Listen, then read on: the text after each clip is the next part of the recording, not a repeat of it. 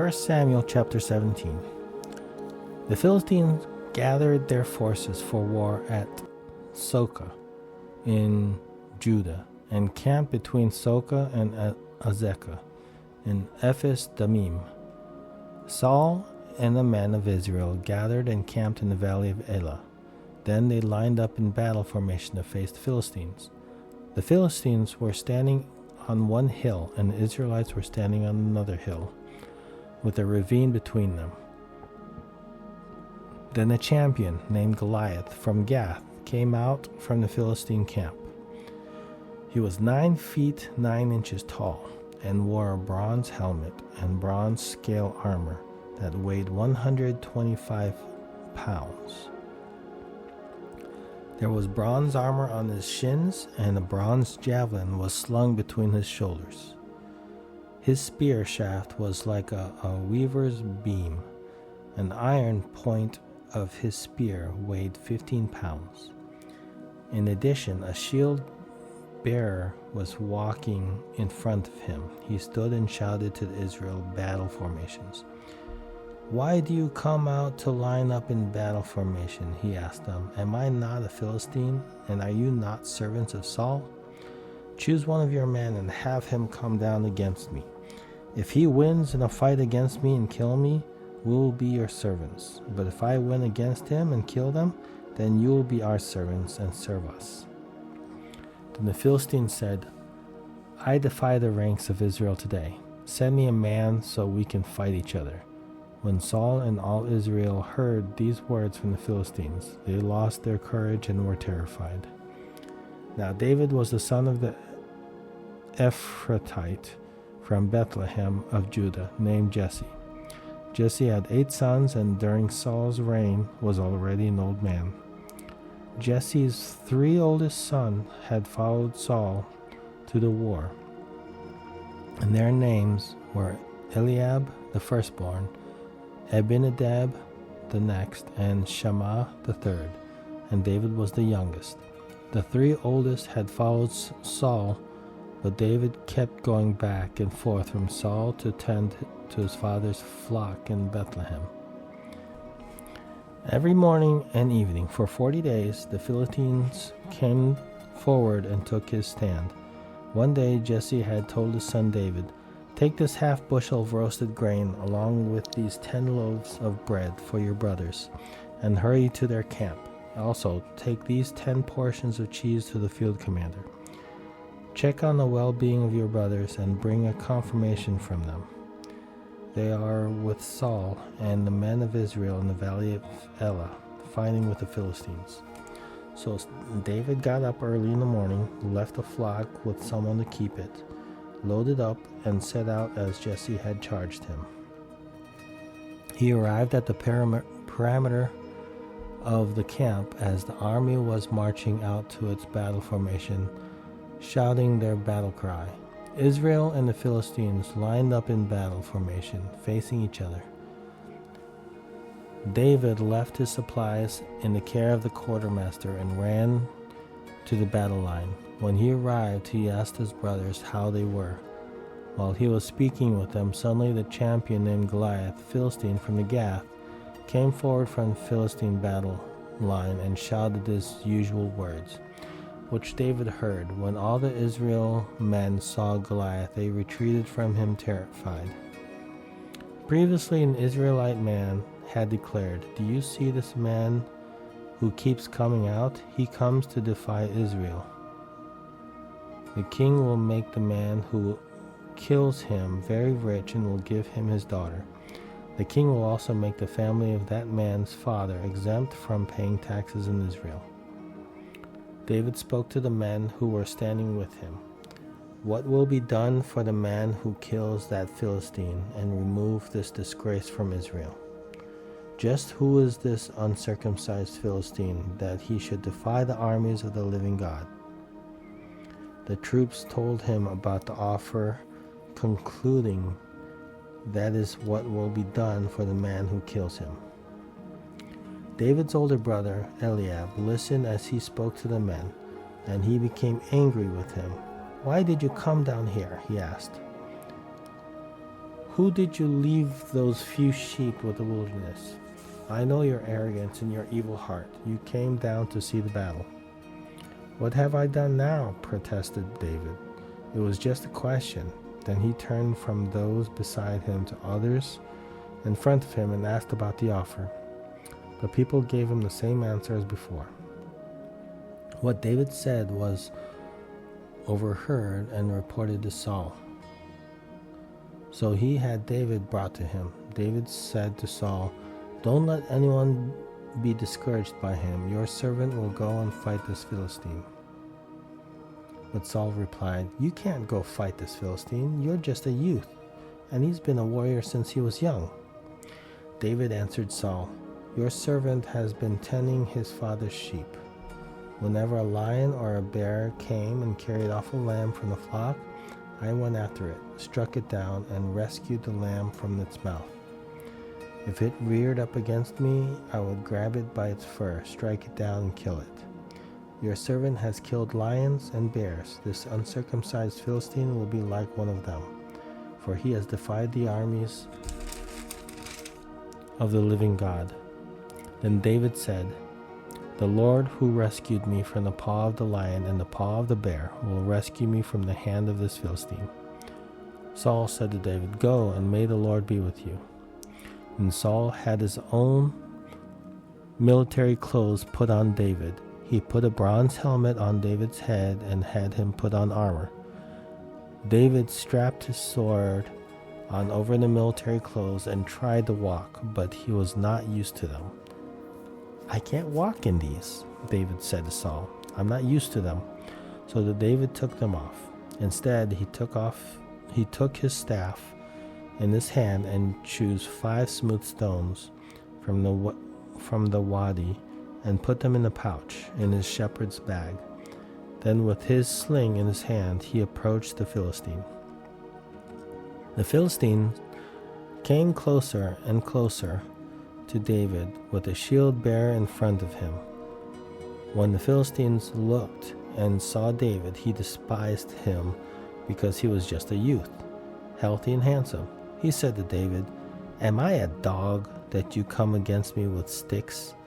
Then he cursed David by his gods. "Come here," the Philistine called to David, "and I'll give you your flesh to the birds of the sky and the wild beasts." David said to the Philistine, "You will come against me with a sword, spear, and javelin, but I come against you in the name of the Lord of armies and the God of the ranks of Israel. You have defied him. Today the Lord will hand you over to me. Today I'll strike you down. Remove your head and give the corpses of the Philistine camp to the birds of the sky and the wild creatures of the earth. Then all the world will know that Israel has a God, and this whole assembly will know that it is not by sword or by spear that the Lord saves, for the battle is the Lord's. He will hand you over to us." When the Philistines started forward to attack him, David ran quickly to the battle line to meet the Philistine. David put his hand in the bag, took out a stone, slung it, and hit the Philistine on his forehead. The stone sank into his forehead, and he fell face down to the ground. David defeated the Philistine with a sling and a stone. David overpowered the Philistine and killed him without having a sword.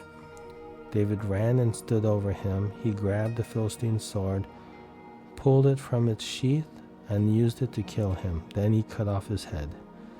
When the Philistines saw that their hero was dead, they fled.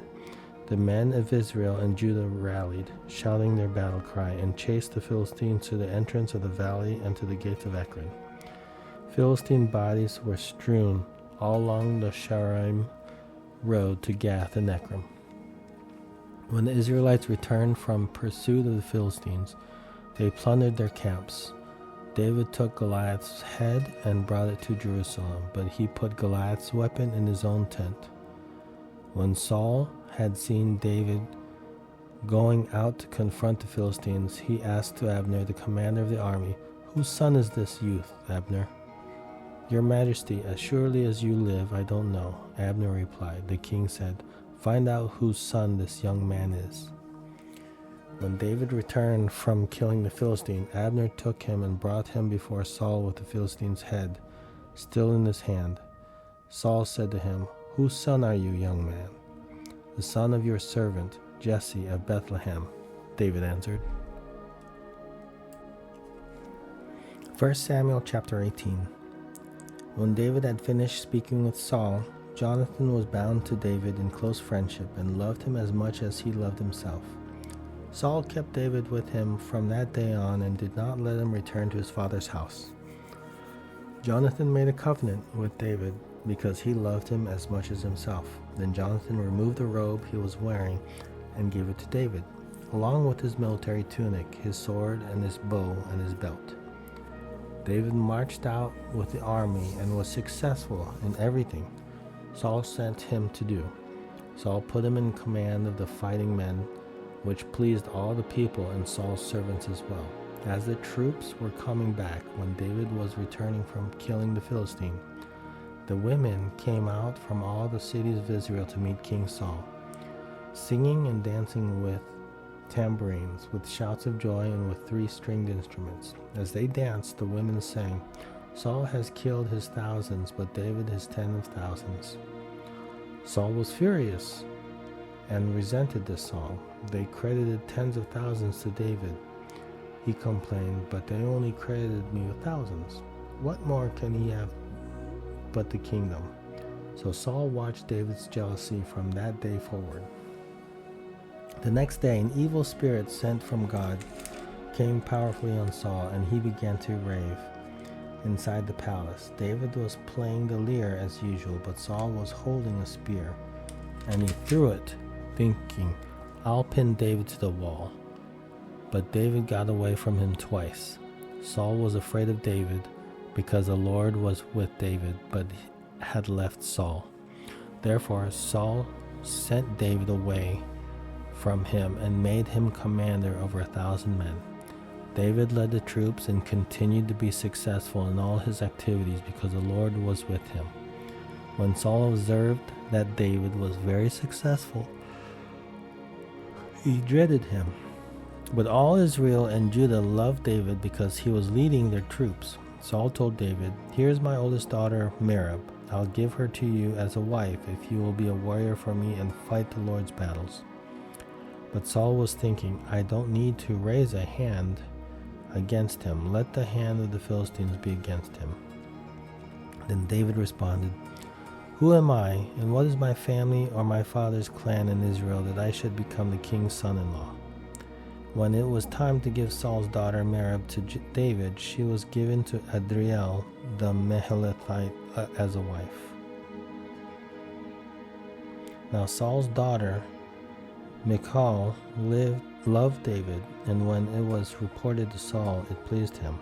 "I'll give her to him," Saul thought. "She'll be a trap for him, and the hand of the Philistines will be against him." So Saul said to David a second time, "You can now be my son-in-law."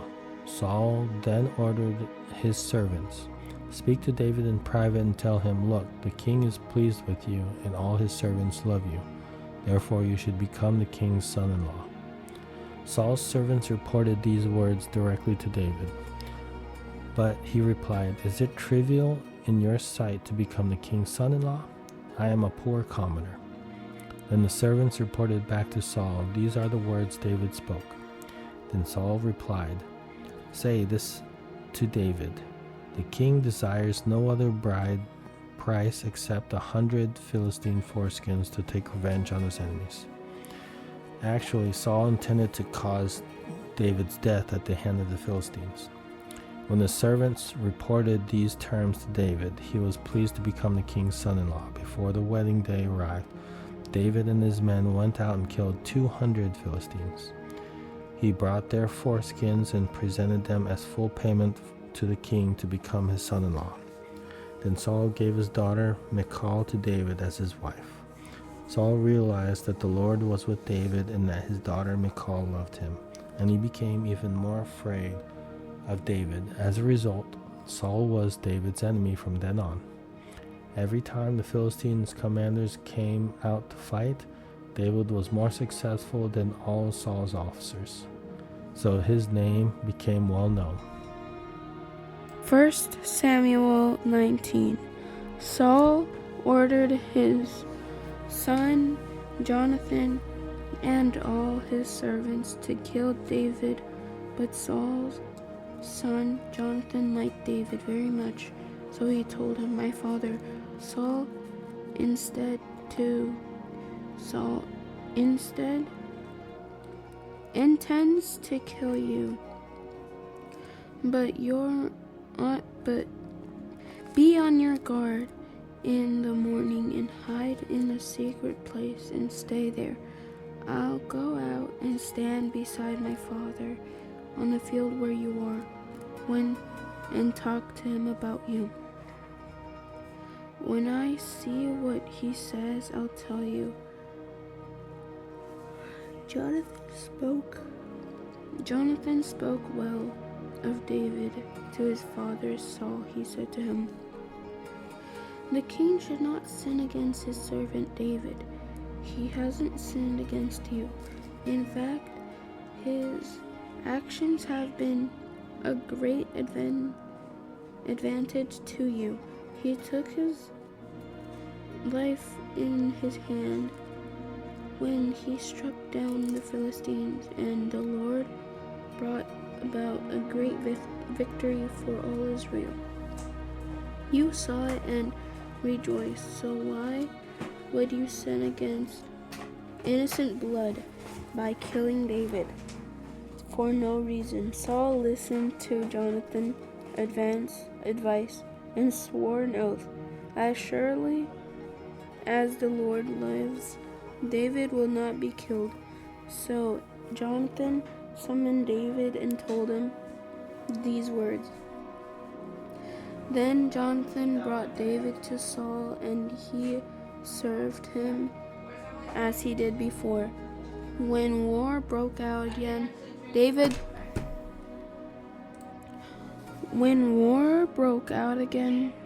went out and fought against the Philistines, and he defeated them with such great force that they fled from him. Now an evil spirit sent from the Lord came on Saul, and he was sitting on his place holding a spear. David was playing the lyre, and Saul tried to pin David to the wall with the spear. As the spear struck the wall, David eluded Saul, ran away, and escaped that night. Saul sent again to David's house to watch for him and kill him in the morning, but his wife Rachel warned David, "If you don't escape tonight, you will be dead tomorrow." So she lured David from the window, and he fled and escaped. Then Rachel took the household idol and put it on the bed, placed some goat hair on its head, and covered it with garment. When Saul sent agents to seize David, Rachel said, "He's sick." Saul sent the angels back to see David and said, "Bring him on his bed so I can kill him." When the agents arrived, to their surprise, the household idol was on the bed with some goat hair on its head. Saul asked Rachel, "Why did you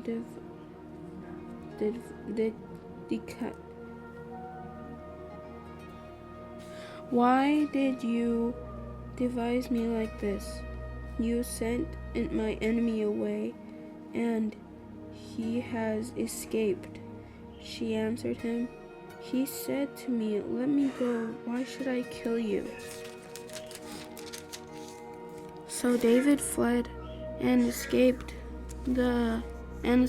and went to Samuel at Ramah and told him everything. Saul had done to him. Then he and Samuel left and stayed at Naioth. When it was reported to Saul that David was at Naioth in Ramah, he sent agents to seize David. However, when they saw the group of prophets prophesying with Samuel leading them, the Spirit of God came on Saul's agents, and they also started prophesying. When they reported to Saul, he sent other agents too, and they also began prophesying. So Saul tried again and sent a third group of agents, and even they began prophesying. Then Saul himself went to Ramah. He came to the large cistern at Seku and asked, "Where are Samuel and David?" "At Naioth in Ramah," someone said. So he went to Naioth in Ramah. The Spirit of God also came to him, and he walked along the prophesied. He prophesied until he entered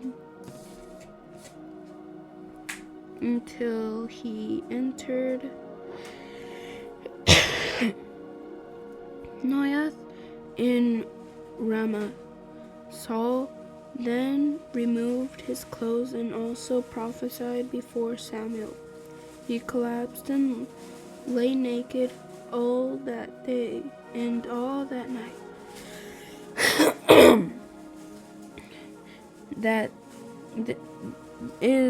is why they say, "Is Saul also among the prophets?" 1 Samuel chapter 20.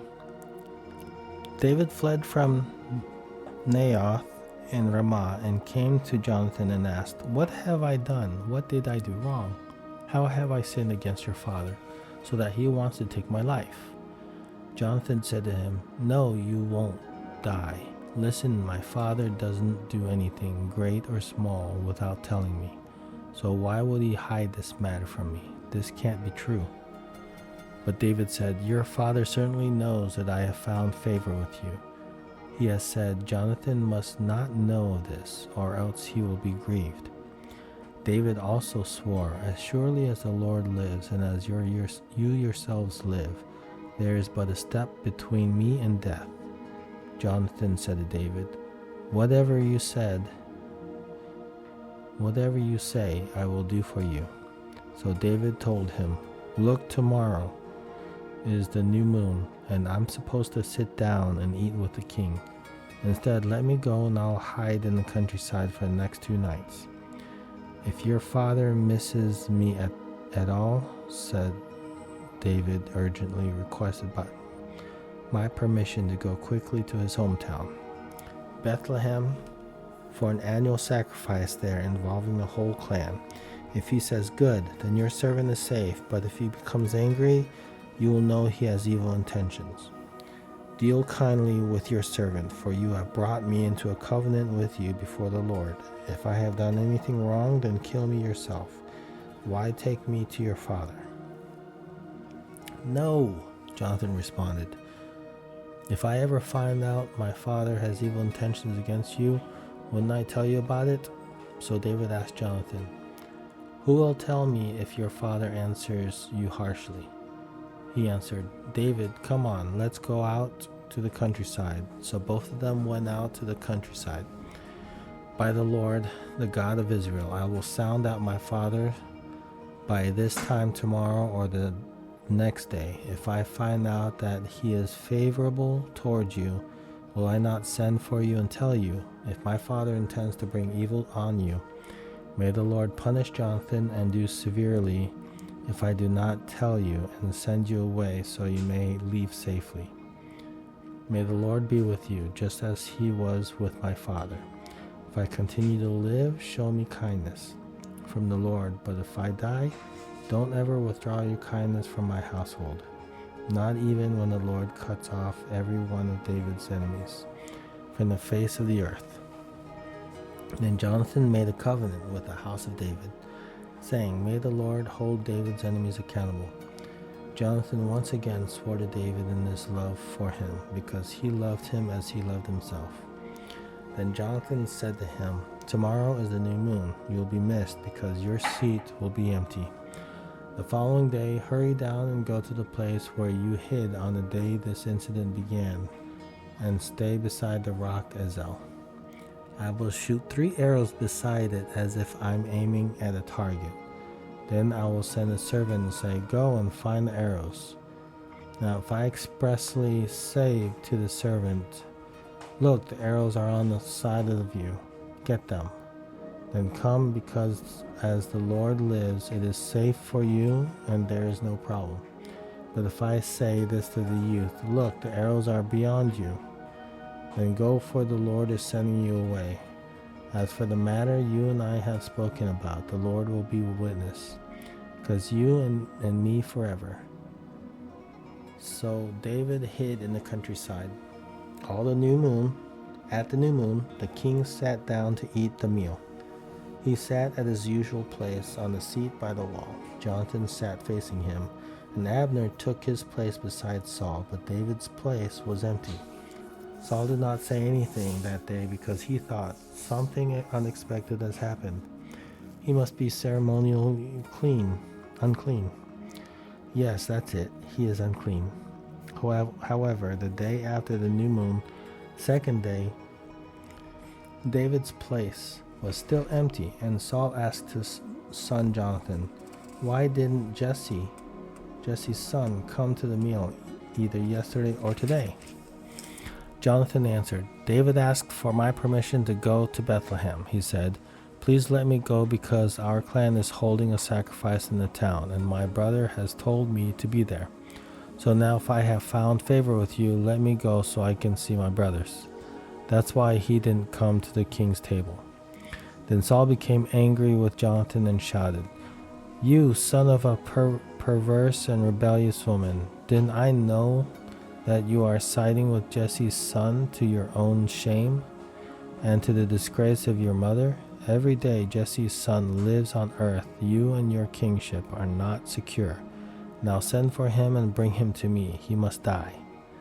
Jonathan answered his father back, "Why is he to be killed? What has he done?" Then Saul threw his spear at Jonathan to kill him. So he knew that his father was determined to kill David. He got up from the table fiercely angry and did not eat any food that second day of the new moon, for he was grieved because of his father's shameful behavior toward David. In the morning, Jonathan went out to the countryside for the appointed meeting with David. A young servant was with him. He said to the servant, "Run and find the arrows I'm shooting." As the servant ran, Jonathan shot an arrow beyond him. He came to the location of the arrow that Jonathan had shot, but Jonathan called to him and said, "The arrow is beyond you, isn't it?" Then Jonathan called to him, "Hurry up and don't stop." Jonathan's servant picked up the arrow and returned to his master. He did not know anything, only Jonathan and David knew the arrangement. Then Jonathan gave his equipment to the servant who was with him and said, "Go, take it back to the city." When the servant had gone, David got up from the south side of the stone, Ezel, fell face down to the ground, and paid homage 3 times. Then he and Jonathan kissed each other and wept with each other, though David wept more. Jonathan then said to David, "Go in assurance the 2 of us pledged in the name of the Lord, when we said, 'The Lord will be a witness between you and me and between my offspring and your offspring forever.'" Then David left and Jonathan went into the city.